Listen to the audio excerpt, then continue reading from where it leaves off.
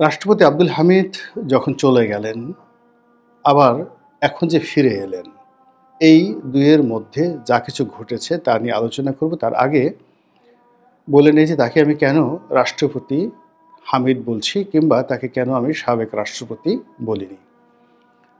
আমার দীর্ঘদিন পশ্চিমা দেশগুলোতে থাকার সুযোগ হয়েছে। সেখানে যৎসামান্য সে দেশের রাষ্ট্র, অর্থনীতি, রাজনীতি নিয়ে পড়াশোনা করার সুযোগ হয়েছে সেই দেশেরই রাষ্ট্রীয় মদদে, অর্থাৎ রাষ্ট্রীয় স্কলারশিপে। তো সেখানে আমি দেখেছি যে জনপ্রতিনিধিদের যে সম্মান, ওটা আমৃত্যু অক্ষুণ্ণ থাকে, এবং তাদের যে পদ পদবি, ওটি কখনো স্থানকাল পাত্রভেদে হেরফের হয় না। যেমন ধরুন, একজন সিনেটর সাবেক, আমাদের দেশে সাবেক বলি, বা একজন মন্ত্রী বা এমপি সাবেক, কিন্তু আমেরিকাতে ওটা বলে না, ইউরোপে ওটা বলে না। যেমন তারা বলে সিনেটর জন, তো দেখা গেল তিনি 10 বছর আগে সিনেটর ছিলেন, কিংবা বলা হয় প্রেসিডেন্ট ক্লিন্টন, প্রেসিডেন্ট বুশ, কিন্তু তারা এখন আর প্রেসিডেন্ট নন।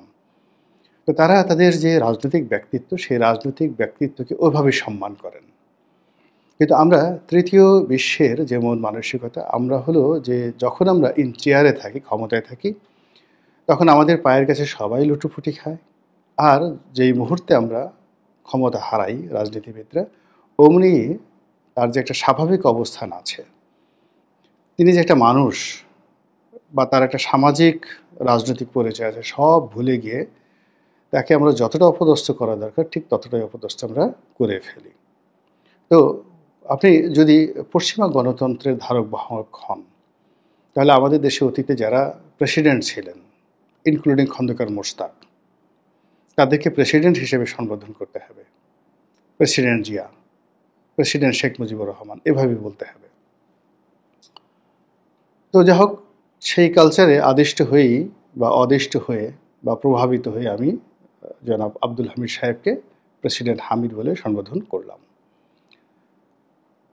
দ্বিতীয়ত, তিনি যখন গেলেন, তিনি আমাদের এই জাতির জন্য যে সেবা করেছেন, বৃহত্তর ময়মনসিংহ, কিশোরগঞ্জ এবং কিশোরগঞ্জ ময়মনসিংহের সাথে সংশ্লিষ্ট আরও কিছু ভাটি অঞ্চল, বিশেষ করে সুনামগঞ্জ, এই অঞ্চলে 1969 থেকে আজ অবধি জনাব আব্দুল হামিদ একটি ব্র্যান্ড নেম।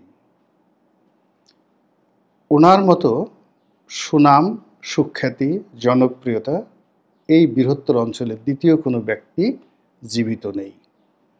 ওনার আগে যদি কেউ থেকে থাকেন, যেমন সুরঞ্জিত সেনগুপ্ত ছিলেন, আব্দুস সামাদ আজাদ সাহেব ছিলেন, জাতি শ্রদ্ধাভরে তাদেরকে স্মরণ করে।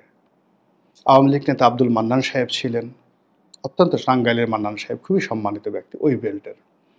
কিন্তু জীবিত ব্যক্তির মধ্যে জনাব আব্দুল হামিদ সবচেয়ে জনপ্রিয়, সবচেয়ে গ্রহণযোগ্য, এবং একটা জীবন্ত ইতিহাস, জীবন্ত কিংবদন্তি। তো এই মানুষটি 7 বার 8 বার জনগণের ভোটে নির্বাচিত হয়েছেন। আপনারা যারা রাজনীতি করেন, চোখে পানি এসে যায়। একবার এমপি হওয়ার জন্য মানুষ জীবন যৌবন শেষ করে দেয়, এবং তার সব কিছু সে বিসর্জন দিয়ে হলে সংসদ সদস্য হতে চায়।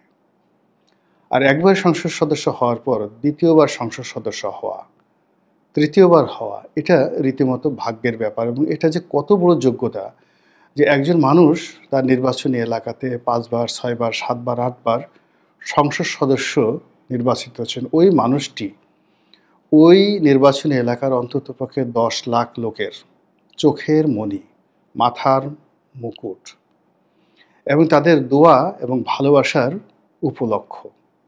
কাজেই ওই ধরনের মানুষকে যখন কেউ অপমান করে, 10 লক্ষ মানুষের অনুভূতিকে অপমান করা হয়। তো কাজেই তিনি তার জীবনের প্রায় 60টি বছর, 60 ইয়ার্স, তিনি রাজনীতির পিছনে ব্যয় করেছেন, এবং সফলতম। তৃণমূল থেকে একেবারে তার জীবন শুরু হয়েছে সংসদ সদস্য দিয়ে, তিনি কখনো মেম্বার চেয়ারম্যান দিয়ে রাজনীতি শুরু করেননি। সেখান থেকে ডেপুটি স্পিকার ছিলেন এবং দুইবার রাষ্ট্রপতি। তার কর্মকাল, তার ব্যক্তিগত জীবন, তার ব্যবহার কোনো কিছু নিয়ে রাজনীতির যারা স্টেক হোল্ডার কেউ কখনো অভিযোগ করেননি। তিনি যখন স্পিকার ছিলেন, আওয়ামী লীগের লোকের চাইতে বিএনপির লোকজন তাকে ভালোবাসতেন।